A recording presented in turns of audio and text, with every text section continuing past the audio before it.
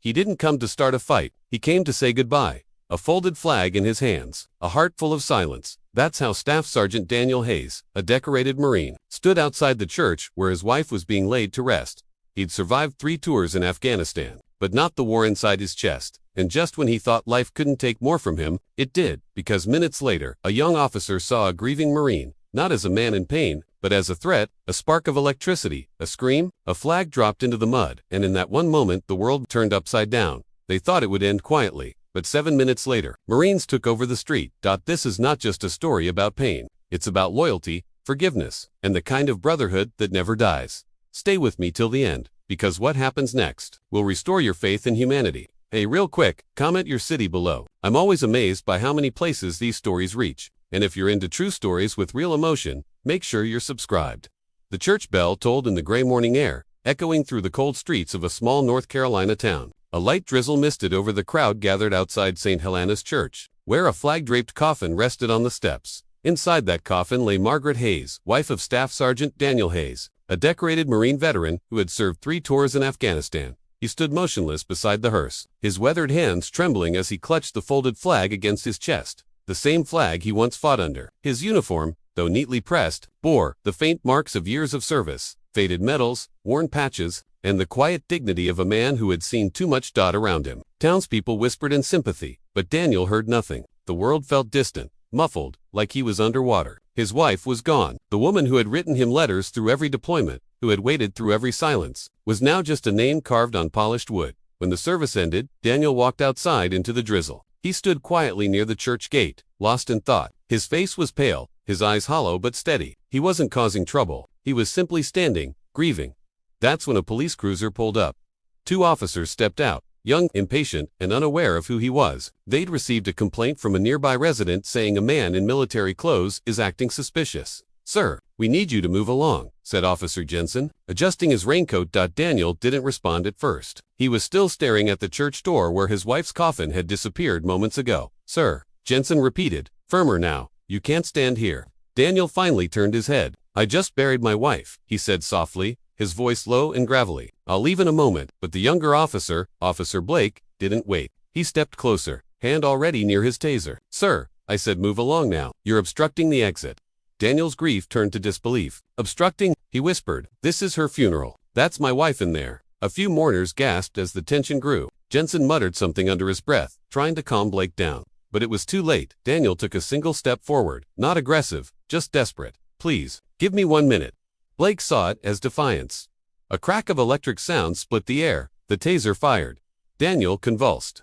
Collapsing onto the wet pavement, his flag slipped from his arms, falling into the mud. Gasps and shouts filled the air. A woman screamed. Jensen froze, horrified. Blake stood rigid, realizing what he had just done. He had tased a grieving veteran, right outside his wife's funeral, and in that exact moment, as Daniel's body hit the ground, a sharp voice rose from the crowd.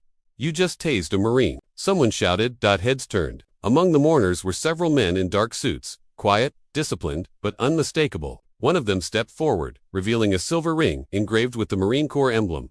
Within seconds, phones were out, cameras rolled, the drizzle became a downpour. And 7 minutes later, the entire street would belong to the Marines.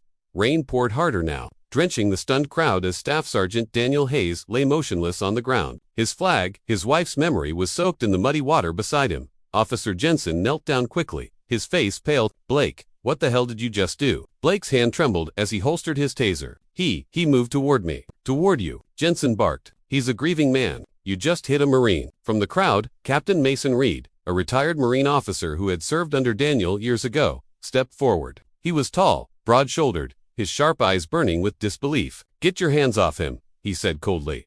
Jensen looked up. "Sir, we need to now," Mason ordered. His voice carried a weight that silenced even the raindrops for a moment. A few others followed behind him. Corporal Finch, Sergeant Alvarez, Gunnery Sergeant Ross, all men who had once fought beside Daniel. They had come quietly to pay respects to Margaret, but now, their calm grief had turned into controlled fury. Jensen hesitated. He could sense something dangerous in the air, not violence, but unity. The kind of unity that doesn't need words. Mason bent down, lifting Daniel's limp body from the ground. "Get him in the car," he told Ross. "He needs medical attention." Blake stepped in front, blocking their path. "Sir, he's under." Mason's glare stopped him mid-sentence. "You want to finish that sentence?" "Officer," Under what? Under arrest for grieving his wife, the crowd murmured in agreement. Phones captured every second. Blake's jaw tightened. He resisted a lawful order. Alvarez laughed bitterly. Resisted? The man couldn't even stand straight. You think your taser makes you a hero? For the first time, Blake looked uncertain. The confidence faded from his face, replaced by the realization that the uniform he wore was no shield against truth. Paramedics arrived moments later, checking Daniel's pulse. He's breathing, but weak. One said. Mason helped lift Daniel into the ambulance. Before the doors closed, Daniel's eyes flickered open. He looked around, confused, and then whispered hoarsely, "My flag. Where's the flag?" Mason turned, scanning the puddles. The soaked American flag lay face down in the mud. Slowly, he picked it up, folded it with care, despite the rain, and placed it gently on Daniel's chest. "You rest, brother," he said quietly. "We'll take care of this." The ambulance pulled away, but the Marines didn't move. They stood in silence, eyes fixed on the two officers. Jensen lowered his head. He knew they had crossed a line. Blake, still defensive, looked around and muttered, "What's your problem? You think you can take over this street?" Mason stepped forward until he was inches away from him. "No," he said softly, almost a whisper. "We already did." The street fell silent. Only the sound of rain and the hum of engines filled the air. Across the road, more Marines were arriving, some still in suits from the funeral, others in uniform, all drawn by the calls and texts that spread like wildfire through their Brotherhood. Within minutes, St. Helena's Avenue became a wall of Marine presence, disciplined, unarmed, but unshakable. They weren't there for violence, they were there for justice, and they were waiting for Daniel Hayes to open his eyes. Inside the ambulance, Daniel Hayes stirred, his breathing shallow but steady. Through the fogged window, he could see flashes of blue lights and shadows of his brothers standing in the rain. The sound of the siren was distant, muffled by the rush of blood in his ears. His mind flickered between memories. Margaret's laughter, her soft hand on his shoulder before deployment. The letters she wrote him, with her neat cursive, ending each one the same. "Come home safe, my Marine." Now she was gone, and the last image burned in his mind was her coffin, and then, a flash of electricity.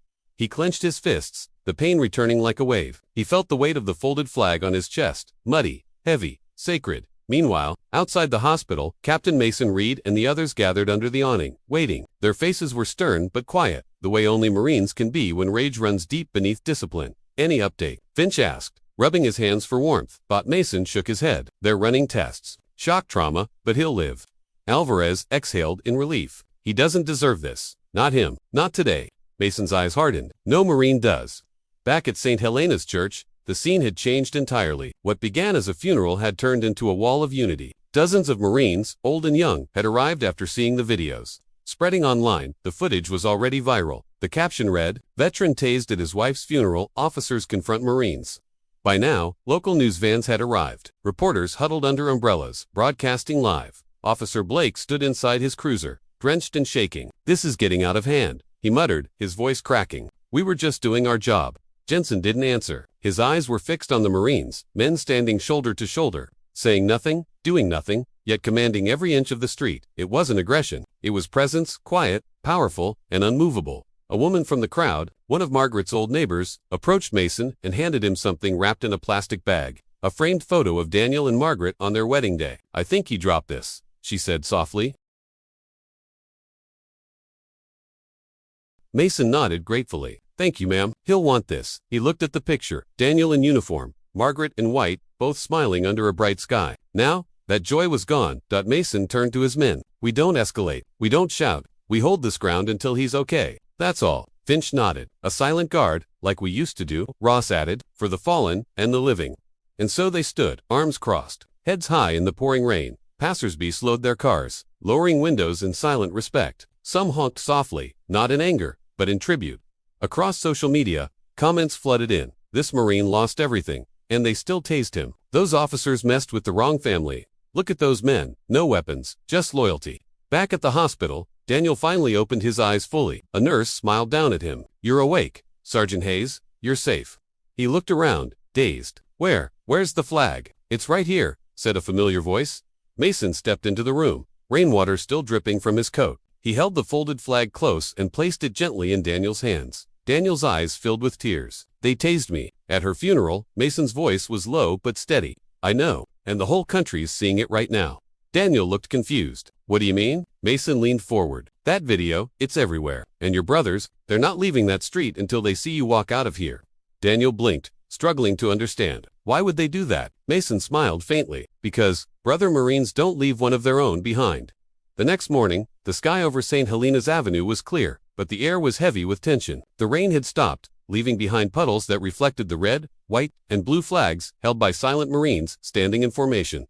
News crews still lined the sidewalks. Reporters whispered into microphones, their voices echoing the same question: will Sergeant Daniel Hayes speak today? Inside the hospital, Daniel sat by the window, staring at the sunrise. The bruises on his neck still hurt, but not as much as the ache in his heart. The flag lay folded neatly on the table beside him. He could see a small crowd outside, cameras flashing. Marines gathered in the parking lot. Mason stood among them, arms crossed, talking to a reporter who kept asking, "Are you organizing a protest?" Mason shook his head. "No, ma'am, this isn't a protest. This is a promise." Officer Jensen stood on the edge of the same crowd, his uniform wrinkled and his conscience heavy. He hadn't slept. The image of Daniel hitting the ground replayed in his mind over and over. He had tried to apologize the night before, but no one would let him near. Blake, on the other hand, had been suspended pending investigation. Yet even as he sat in his patrol car across the street, he didn't understand the full weight of what he had done.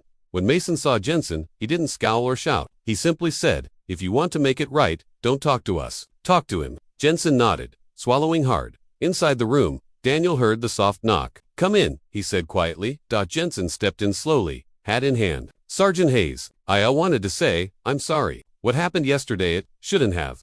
Daniel studied him for a long moment. His eyes weren't angry, just tired. "Do you have a wife, officer?" Jensen hesitated. "Yes, sir. 2 kids, too." Daniel nodded slowly. "Then you understand. That church, those steps, that was the last moment I had to say goodbye, and you took that from me."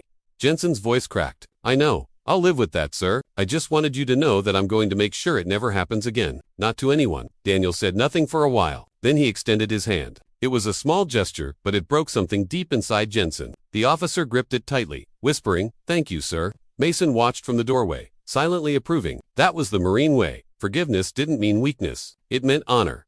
Hours later, Daniel insisted on being discharged. "I need to see them," he told the nurse. When he stepped outside, the sunlight hit his face. The moment he appeared, a ripple went through the crowd. Marines straightened, civilians stopped talking, and cameras turned. He walked slowly, still weak, the flag clutched against his chest. Mason and the others stood in formation as he approached. Daniel stopped in front of them and raised his hand in salute. A trembling but proud gesture. Every Marine returned it instantly, their hands rising to their brows in perfect unison. The street went silent except for the flapping of the flags in the wind. Then, from somewhere in the crowd, a small boy's voice called out, "Thank you for your service, sir." Daniel's throat tightened. He managed a faint smile and said, "It's not about service, son. It's about standing for what's right." That night, footage of the salute flooded every major network. It wasn't just a viral clip anymore, it had become a symbol. Headlines read, "Marine forgives officer who tased him, honors his wife with final salute." From tragedy to unity. How one veteran's grace silenced a crowd. But for Daniel, it wasn't about cameras or justice. It was about Margaret. He sat alone later that night, looking at her wedding photo, whispering, "You always said people can change. I think you were right, sweetheart." Outside, the Marines still stood there silent guard, not because they were told to, but because loyalty isn't something that ends when the uniform comes off. A week had passed since the day the Marines stood in the rain, but their silence still echoed louder than any protest ever could. The police department had issued a public apology. The video of Officer Blake's action had reached over 18 million views, sparking national outrage and reflection. But the story didn't end with anger. It ended with something far deeper. That morning, the town gathered once more at St. Helena's Church, not for grief this time, but for remembrance. The flag Daniel had held that day, once soaked and stained, was now clean, crisp, and folded with honor. On the church lawn stood a newly planted oak tree, its roots wrapped around a plaque that read, "In memory of Margaret Hayes, a wife, a friend, a light that never dimmed, dedicated by the United States Marine Corps Brotherhood, for love that never surrendered." Daniel stood quietly before it, dressed again in his formal blues. The bruises had faded, but his eyes still carried the weight of loss and the strength of healing. Beside him stood Captain Mason Reed, Sergeant Alvarez, and Corporal Finch, their uniforms pressed, boots gleaming. Jensen stood a few feet away. Not in uniform this time, just a man trying to make things right. He had resigned from the force the day after the incident, saying publicly, "Sometimes wearing the badge isn't about enforcing power, it's about protecting pain." As the ceremony began, a local pastor spoke gently, "Forgiveness isn't forgetting, it's the courage to remember without hate." Daniel listened, his gaze fixed on the small plaque beneath the tree. Margaret's name looked peaceful there, shining under the sunlight. When the time came, Mason stepped forward and addressed the crowd. "We came here as brothers," he said, "not to fight, not to defy, but to remind the world that loyalty to one another, to what's right, never ends." We stood in that street because a man of honor fell, and the world needed to see what honor looks like when it stands back up. The audience fell silent. Even the news cameras didn't dare interrupt. Then, Daniel slowly walked forward and unfolded the American flag. His hands were steady this time. He lifted his head and spoke, not loud, but firm. "This flag has seen war, love, loss, and shame, but it still stands. My wife believed in forgiveness, not fury. So today, I lay this flag down for her, for peace, and for every soul who still believes we can be better." He knelt and placed the folded flag at the base of the tree. For a moment, time itself seemed to stop. Mason saluted first. The others followed. Then, quietly, Officer Jensen raised his hand to his salute, trembling but sincere. Daniel turned to him and nodded once. It was forgiveness, simple, silent, complete.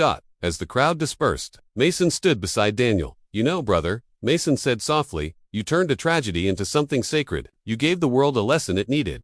Daniel smiled faintly. "No, Mason, Margaret did. She always said pain isn't meant to be hidden, it's meant to be healed." He looked up at the sky, clear, endless, bright. The sound of distant wind rustled through the new leaves of the oak, and for the first time in weeks, Daniel felt peace settle inside him. That night, the story aired one last time on national television. The headline read, "From Tragedy to Brotherhood. The day Marines took over the street for love, not war." The closing image showed Daniel standing under the oak tree, the flag at his feet, sunlight breaking behind him. Not a soldier anymore, not a victim, but a man who had chosen grace over vengeance. And in that single frame, the world saw what true strength looks like. Thank you for staying till the end. These stories are more than just words, they're moments we all share in some way. If it resonated with you, give it a like, maybe share it forward, and tell me how it made you feel. I love connecting with you guys.